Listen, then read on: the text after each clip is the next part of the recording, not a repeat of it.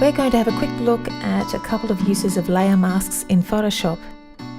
In this first image, we'll extract the pink flower from the background. The first step is to select the flower. I'm going to use the quick selection tool.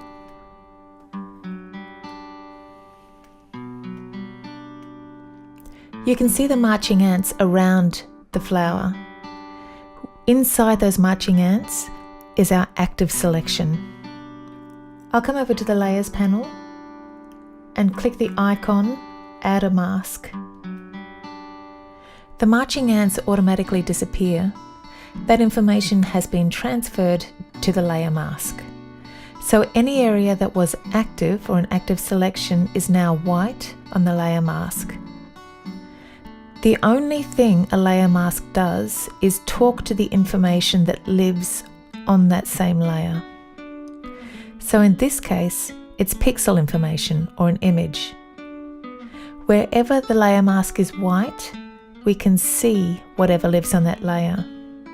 Wherever the layer mask is black, we cannot see it. So the background is not erased, it's hidden. In this other example, we're going to use layer masks with adjustment layers. With that same selection tool, we're going to select this time the background. You can see the active selection is between the border of the image and here. So the flower itself is not selected, everything else is selected in this case. And now we're not going to use this icon down at the bottom. Instead, we're going to come up to the Adjustments panel and use an Adjustments layer. In class, I like to use the black and white adjustment layer purely because it's so easy to see. So we'll come down to the icon, black and white, and click. And again, our marching ants have instantly disappeared and that information has been transferred to the layer mask. Everything that was active selection is now white in the layer mask, and anything that was not selected is black, which means that we are only seeing whatever lives on this layer in the areas that are white on its own layer mask. The area over the flower is effectively invisible on this layer, which means we're seeing straight through the layer to whatever lives underneath. Another thing you can do with a black and white adjustment layer is to use the Tint option. So I'm going to click Tint in the Properties panel for the adjustment layer. By default, it uses this color here, which ends up looking like a sepia effect. To change the color of the tint, just click on that and it will open up the color picker. I'm going to choose a yellowy green. And I'm doing that purely because it's easy for us to see.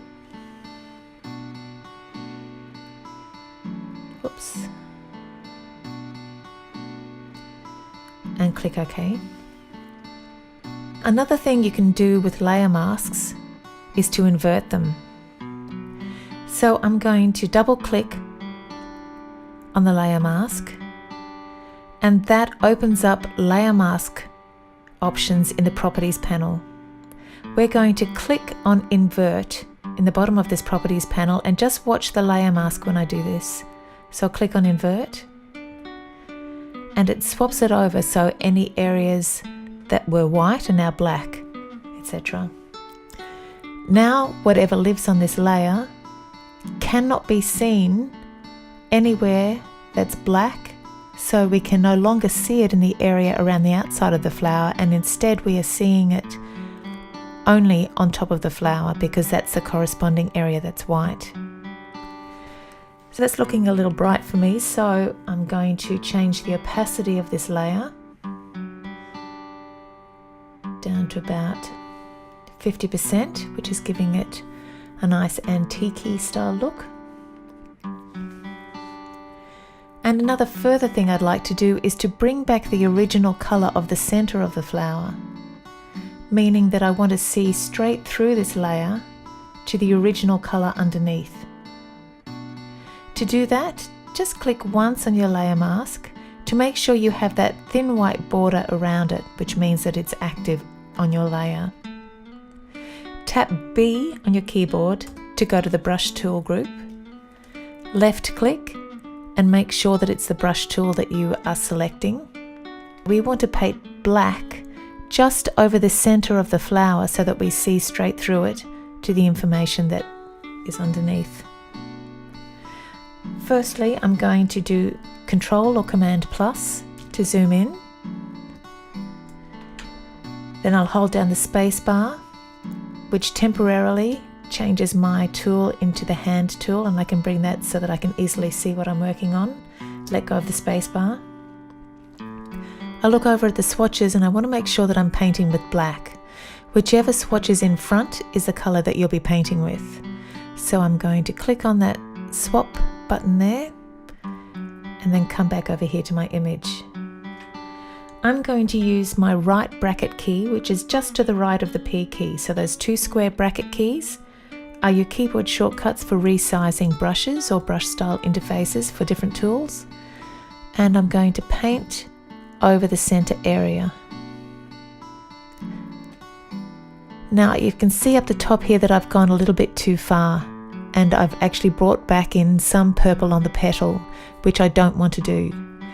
Because it's a layer mask, all I need to do is paint white back over that area to correct it. So I'll come over here, swap it back so that white is the color I'm painting with, hover back over my image, and I'm going to make that brush smaller using my left bracket key and just paint white back around that edge to make sure that it's only the center.